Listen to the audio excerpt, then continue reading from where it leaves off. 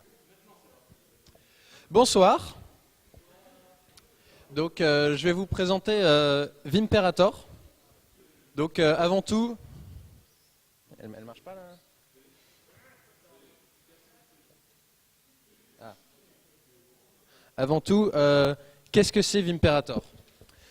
Puis ensuite, je vais vous montrer comment on l'utilise. Et puis quelques astuces et petits trucs marrants à faire dans Vimperator. Donc tout d'abord, qu'est-ce que c'est? Parce que je suis sûr qu'il y en a au moins un dans la salle qui ne sait pas ce que c'est. Qui connaît Vimperator? Ok, très bien. Donc il y en a qui ne connaissent pas. Parfait. Donc Vimperator. D'abord, la question c'est comment optimiser votre temps? Parce que c'est très important de customiser vos outils parce que vous passez beaucoup de temps dessus. Et donc, plus ils sont customisés pour votre utilisation en particulier, plus vous allez être efficace avec. Donc, notamment votre web browser, votre navigateur, c'est un des outils que vous utilisez le plus parce que, soyons francs, on passe quand même pas mal de temps sur Internet, même quand on code. Et donc, si on le customise pour que ce soit plus rapide et plus confortable, c'est toujours ça de mieux. Ça va nous faciliter la vie. Alors, qu'est-ce que c'est Vimperator en particulier? C'est juste un plugin pour Firefox, mais ça fait quand même de gros changements. Au niveau de l'interface, ça va complètement la révolutionner. Vous la verrez plus pareil après. Parce qu'en fait, ça fournit des commandes Vim pour utiliser Firefox, par exemple, uniquement avec le clavier. Ce qui va vous permettre d'utiliser toutes les commandes de votre éditeur favori, n'est-ce pas, pour pouvoir vous balader, cliquer sur des liens, ouvrir de nouvelles fenêtres, faire des recherches, etc. Tout ça en ligne de commande, mais dans Firefox. Pourquoi est-ce que c'est cool? Pourquoi est-ce que vous en avez besoin? Parce que vous n'avez pas besoin de la souris. Vous pourrez naviguer plus vite et plus facilement dans les pages web. Il y a des commandes assez puissantes. Vous n'avez pas besoin de la souris. Et ça, c'est cool. Il y a même des fois où j'ai passé plus de 2 heures sans me rendre compte que la souris du rack où j'étais ne marchait pas. Alors comment ça s'utilise? En ligne de commande, d'accord. Mais exactement. Qui ne connaît pas Vim? T'égales toi. Donc tu as le mode normal où les touches qu'on tape sont interprétées sous forme de commande. Tu as le mode de commande où là on entre du texte qui après quand on fait entrer, c'est comme le mode de commande de Vim. Text Area c'est l'équivalent du mode normal mais quand on édite du texte en fait. Donc par exemple toutes les touches de mouvement de mots, en fait c'est un peu particulier sous Firefox parce qu'il y a le déplacement sur la page. Mais en même temps, quand on édite du texte, donc quand on est dans une zone de texte, on va vouloir que les touches de déplacement, ça se déplace dans le texte et pas dans la page. Donc c'est un mode différent. Donc c'est pour ça que c'est séparé du mode normal sous Firefox. Donc notamment toutes les commandes du genre change word, delete word, tout ça, vous allez les avoir en mode text area, mais pas en mode normal. Vous ne pouvez pas supprimer des mots de la page. Ensuite, le mode visuel, il va être lié au mode caret. En fait, le mode caret, c'est pour afficher votre curseur dans la page, enfin votre curseur texte dans la page. Et donc après, vous pouvez déplacer le curseur et passer en mode visuel pour sélectionner du texte, par exemple, encore une fois, sans la souris. Et enfin, le mode que vous allez découvrir, qui est un des plus importants de Vimperator, c'est le mode hint, où en fait, quand vous passez en mode hint, ça va surligner tous les liens de la page en jaune. C'est parfois assez moche, mais on ne l'utilise pas pour être joli non plus, on l'utilise pour être efficace. Et ça va mettre un numéro à chacun des liens. Donc vous pouvez ensuite, pour cliquer sur un lien, vous pouvez soit taper le numéro du lien, soit commencer à taper le début du texte du lien. Enfin, il y a différentes manières de cliquer sur des liens qui sont assez pratiques et qui vous permettent de cliquer sur le lien que vous voulez assez rapidement. Donc vous pouvez bien sûr faire des custom key bindings. Il y a un fichier de config, le .vimperator.rc, qui ressemble beaucoup à un .vimrc. Il y a toutes les mêmes commandes de map,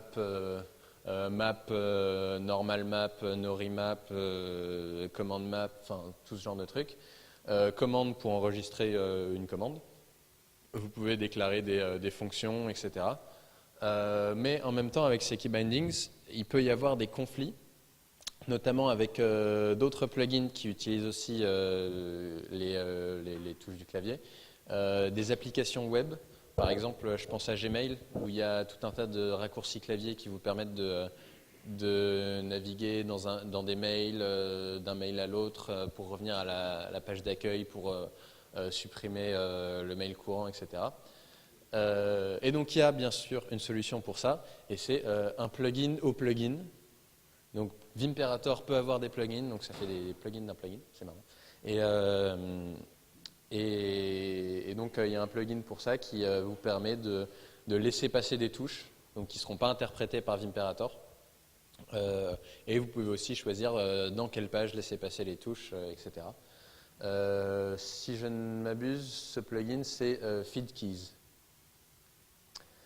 Et maintenant la partie marrante, c'est des petits tips and tricks pour des petites méthodes, des petits trucs pour utiliser plus facilement votre navigateur. Donc pour sélectionner du texte, c'est vrai que ça c'est peut-être un peu ambigu parce que c'est peut-être, non c'est pas ambigu mais c'est peut-être le truc qui est franchement plus facile à la souris. Mais si vous n'avez pas de souris par exemple, ou si vous savez bien vous en servir, vous pouvez être plus rapide que la souris. Vous pouvez chercher le début du texte, comme ça vous avez directement votre curseur texte placé au début du texte. Ensuite, vous passez en mode curseur, comme ça vous avez votre curseur.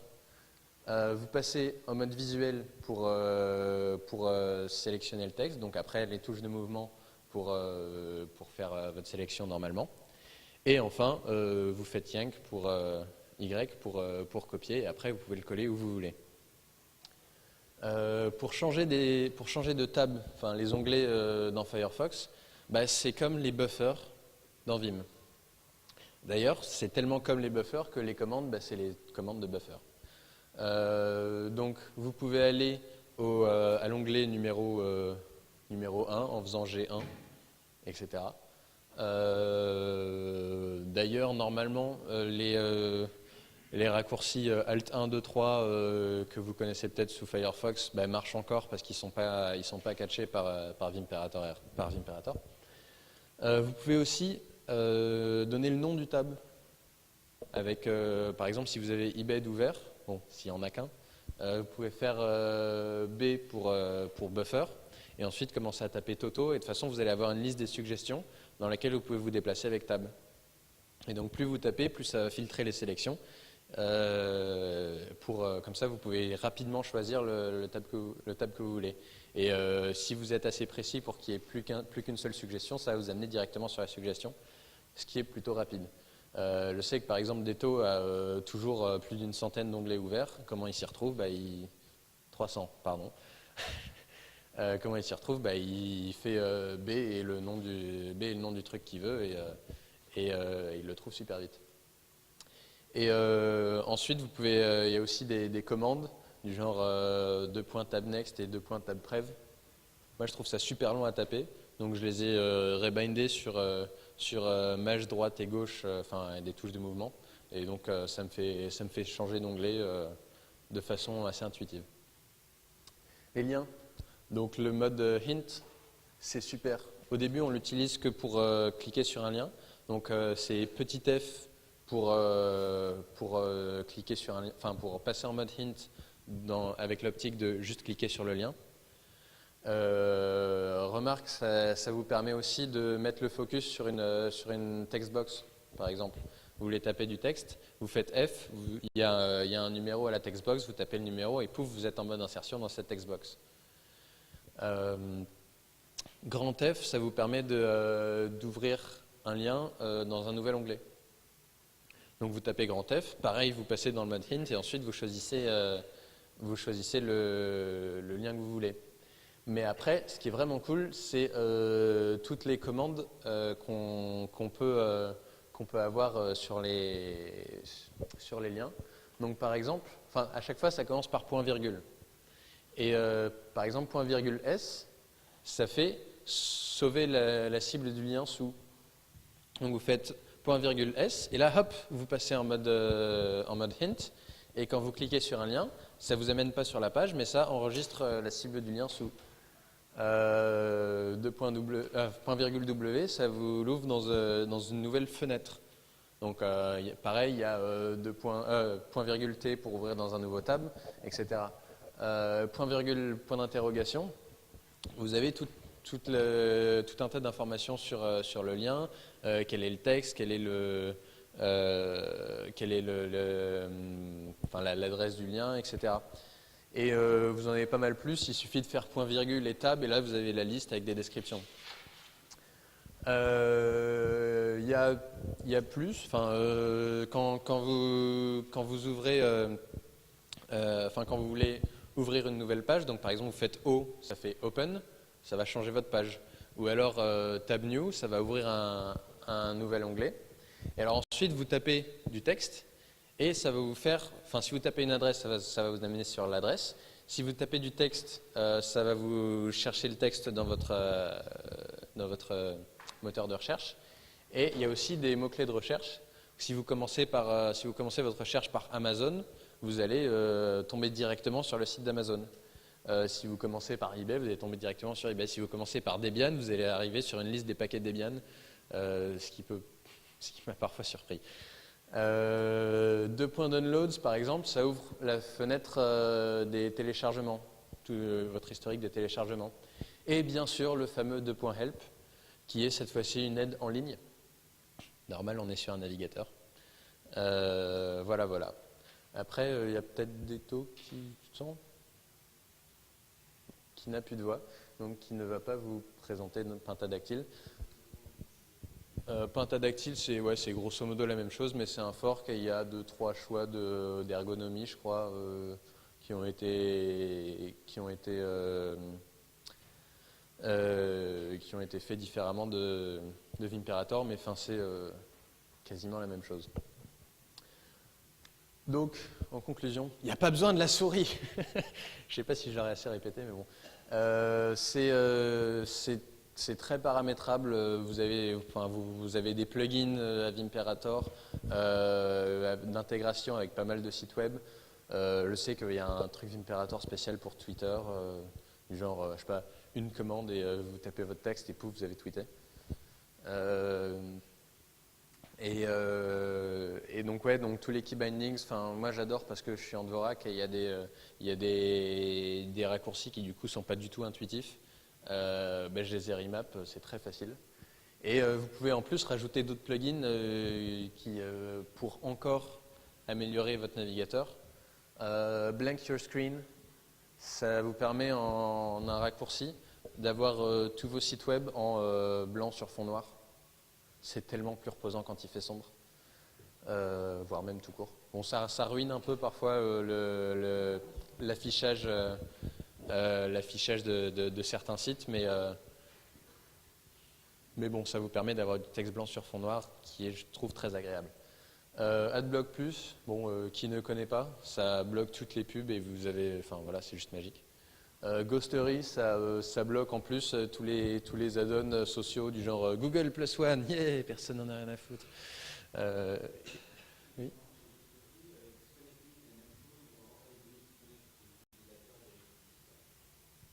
Bon à savoir. Et après, tous les plugins que vous voulez, après, il y a toute la base de données de plugins de Firefox. C'est vraiment, oui, je ne sais pas si je l'ai dit, mais ça marche sous Firefox, mais je crois qu'il y a plus ou moins l'équivalent sous Chrome.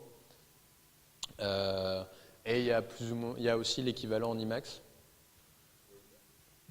Mais bon, après j'ai un peu l'impression que toute la salle est en Vim, donc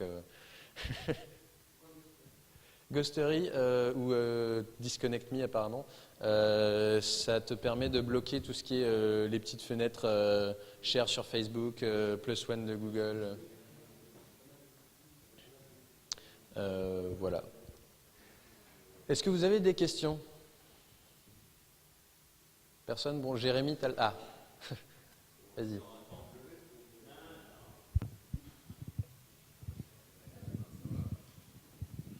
Et on peut utiliser aussi W pour faire Win Open, pour ouvrir une nouvelle fenêtre. Oui, mais ça ne va pas t'ouvrir le lien dans une nouvelle fenêtre. Si tu fais .W, tu vas passer en mode hint. Donc là, tu vas pouvoir cliquer sur un lien qui va s'ouvrir dans une nouvelle fenêtre. Tiens, tu passes le micro à Paul-Louis.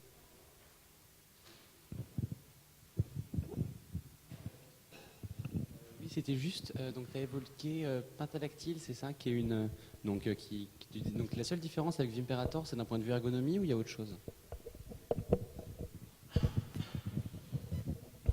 Le peu de voix qui me reste.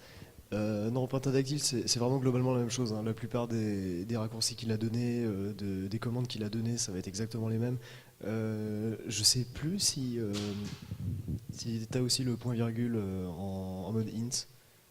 Ça, j'avoue que je sais plus, mais enfin, quasiment tout ce qu'il a dit s'applique aussi à Pentatactile. Mais donc du coup, pourquoi est-ce que tu utilises plus Pentatactile que Vimperator, typiquement? Parce que c'est celui que j'ai installé. Enfin, il se trouve que c'est celui que j'avais installé. Il me semble qu'il est plus récent. Ou je sais plus s'il y a encore des mainteneurs pour Vimperator. La plus grosse différence que j'ai vue, c'est que dans le mode int, au lieu qu'ils soient en jaune, les liens sont surlignés en violet.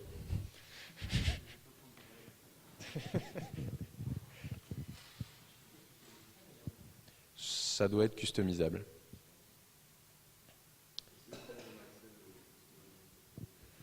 Ça, je sais pas, tu peux chercher sur Google.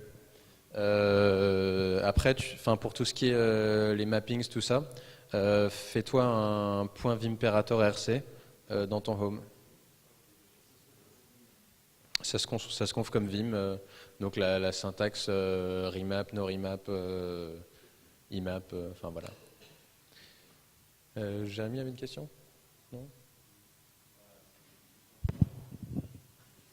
Allez, vas-y. Du coup, comment on fait quand il y a une application Flash, par exemple? Genre M6 Replay, si je veux aller voir sur M6 Replay, comment je fais? Ah, là c'est un problème parce que en effet, je n'ai pas toujours trouvé de moyen de changer le focus, de sortir d'une application Flash. Des fois, il y a Échappe qui marche, des fois non. Et donc du coup, t'es bloqué dans ton application Flash et tu es obligé d'utiliser la souris. Oui. Tu peux aussi fermer ton navigateur et non, il y a un autre truc que tu peux faire CTRL-Tab. Si c'est pas pris par ton Vimperator, tu vas changer d'onglet dans Firefox et du coup, Vimperator il va récupérer le focus. Ouh, le vilain. C'est sale. Oui, tout à fait. J'imagine aussi que du coup, Alt 1, 2, 3 ou CTRL 1, 2, 3 selon le navigateur, ça a marché aussi pour changer de table. Voilà, d'autres questions? Ok, très bien, merci.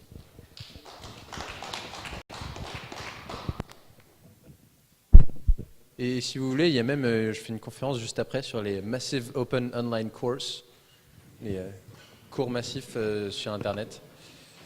Mais bon, j'ai l'impression qu'il n'y aura pas grand monde.